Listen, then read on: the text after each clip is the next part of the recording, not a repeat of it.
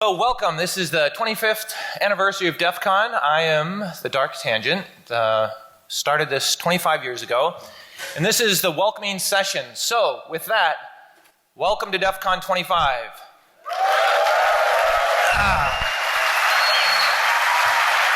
Very good. So with that said, I have now welcomed you. Goodbye. I want to just I want to see by a show of hands, how many people is this a first year kind of deal? Okay, right on. So normally we do a session that's like a normal session called Welcome to DEF CON, and it's about 45 minutes, and we talk about history, and we cover a lot of ground.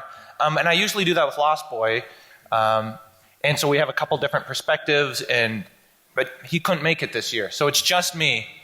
And so I'm going to reduce my time. I'm down to 20 minutes. I'm against Gary Kasparov, which is kind of a hard guy to be against. So I'm going to just kind of go a little bit over our history, kind of how we got here and where I think we're going, and give you just a couple pointers on how to get the most out of the con. So I sort of act as the conductor. The con around DEF CON 3 got so large, like I have no idea what's happening at my own con.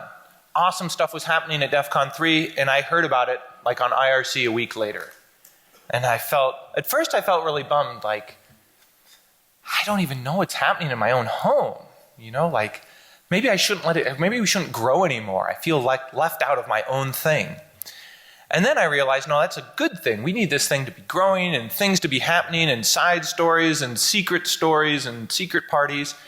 And so then I just embraced that it was going to grow and I wasn't going to be able to control it.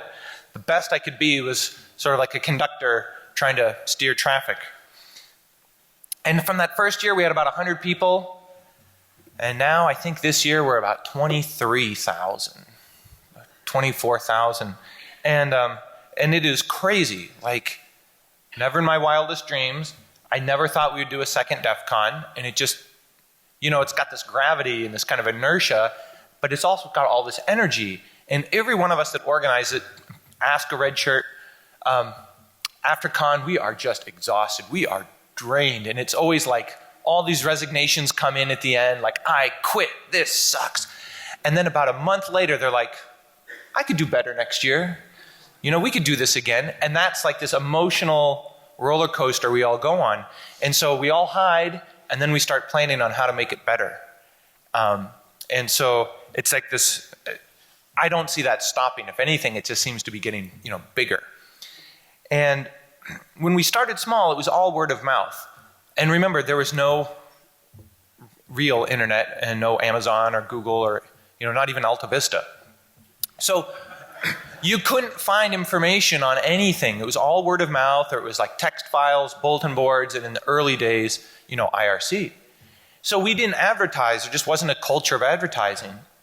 And so we just cast a really wide net. Hackers, freakers, you know, privacy advocates. And so we just sort of invited everybody who was interested in this tech. And I think that's why we ended up with such a broad section of people attending. I think that also turned out to be one of our strengths. I'd like to say it was by design and I was a mastermind, but it just sort of happened to be the right move. And then also when we started, there were some other pre-existing hacking cons which were great. There was SummerCon in Atlanta, held in the summer. There was HoHoCon, held in the winter.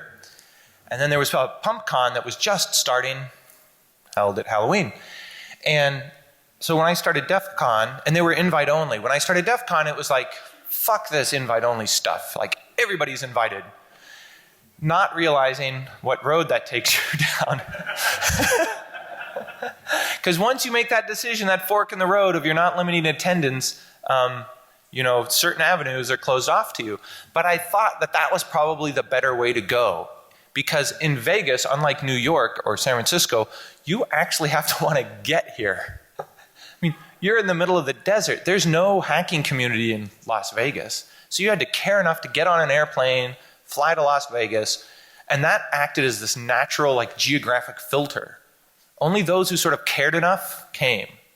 And maybe that's changed as we've grown up and we've gotten more money, But still to this day, you know, there's a little bit of commitment. It's not like just getting on a train in New York and going downtown, or, you know, in San Francisco hopping on BART.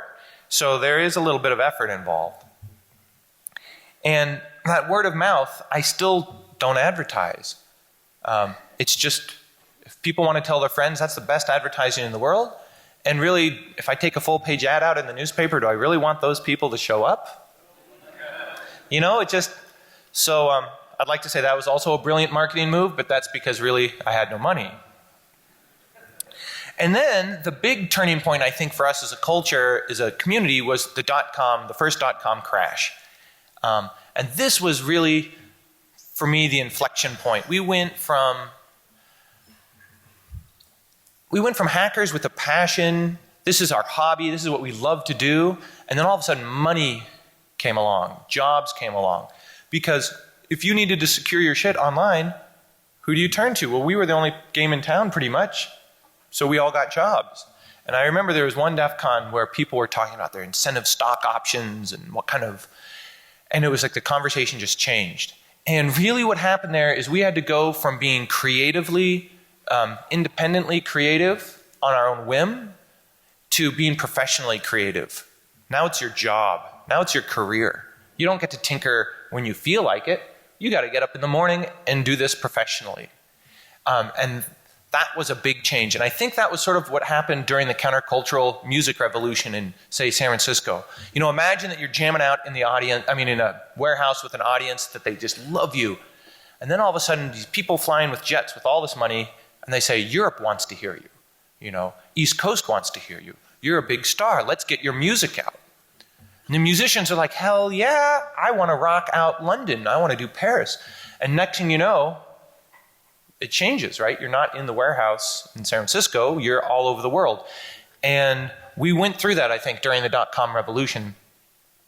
And now we're in this sort of steady state. We've been around for a while. We've gotten through our teething period. And now here we are, 25 years, silver anniversary. And we've got a community now that we've built by word of mouth and by sort of an inclusive atmosphere. And now, instead of people coming to us really with money and jobs trying to say, we need your help, it's starting to be what we do really influences society. Like, we're actually becoming more important. Policy people are listening to us. Companies want our advice. People are embedding things in pacemakers and ATMs and automobiles, and it's no longer kind of ha ha ha. It's we collectively are the people that are going to be securing, you know, the next 50 years of technology for, if not the country, the world. So in the back of my mind, it's like, well, it's just a party, and we're just a fun community. And then the other part of my brain is saying, well, yeah, but what we're doing actually has consequence. And how cool is that? We get to have fun and be consequential. Who else gets to say that, right? We're in a really unique period in history where we're acknowledged. We have full employment for life, unless we fix it.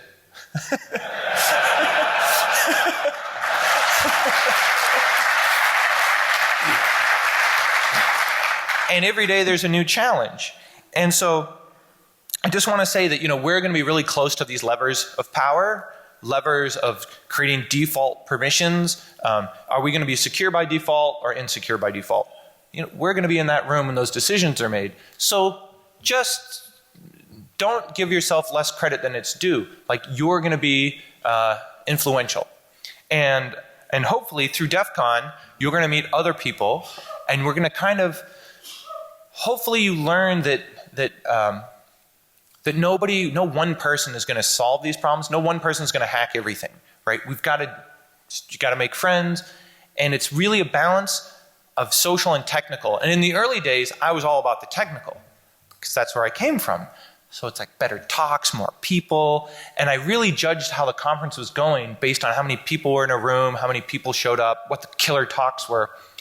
And as time went on, I realized that, and I was really worried that video conferencing was going to kill the conference world. And I realized, no, as video conferencing got better and bandwidth was increasing, more and more people were still coming to the conference. because it was that human interaction, it was the social component that you couldn't, transmit. That's what people were responding to. It actually was that the talks were the secondary thing and the social was the primary thing. So we really try to balance out the two. And by doing that, as I said, conference is too big. We can't track it all. So instead I turned into sort of like a landlord. And my strategy was, I'll give you enough rope to hang yourself with your contest or your event. You get one free try if you convince us you've got an idea. And if people respond to it, you can try again. But if you really screw up, we're taking your space away and we're giving it to someone else. And then it really became about seeing what the community comes up with, seeing what you guys are doing. And we've gotten it started with the hardware hacking village and the lockpick village. Now we have a car hacking village where they're giving away a vehicle, biohacking where they're trying to go to a vet and inject themselves with things. We have I'm wearing this shirt, Our Democracy Has Been Hacked, from the Mr. Robot shirt, from the voting machine village hacking contests we're doing and this track we're doing this year. Well, that didn't exist until it was an idea of like 4 months ago. So we're going to be a platform for hacking anything we can get our hands on. And we don't have to hack it right, and we don't have to hack it perfect. Let's just hack on it and figure it out and pass on what we learn. And so when you're walking around, remember, you're going to get a lot out of this conference by even just the social aspects. And so I don't feel hurt anymore when people say, oh, I'm not going to go to any talks. Hallway Con is where it's at. I'm like, that's cool. Line Con, Bar Con, Pool Con, I don't care. It's just important that, that we are here meeting our peers and having a beer, right? So, some of the things we do every year is I'm a big believer in sharing the knowledge. And so that's also because I grew up kind of as a software pirate. So I try to carry that forward. So we release all of our talks, all of our materials, everything's for free in case you didn't know. We takes a couple months. We did this English captioning. One year, somebody that was hearing impaired wanted to come. And because of the ADA, you're required by law to do that. But it also seems like a really good thing to do, just make it more accessible. And so we hired a sign language interpreter, and the person didn't show up. So I've got the sign language, and you can't hire just one sign language interpreter, you need two because they have to take a rest in between, they get burned out. So then I thought, okay, why don't I just caption it for everybody, and then people can run this through translators, and maybe they can translate it into different languages, and now all of a sudden I can share these talks to everybody, because now there's this metadata.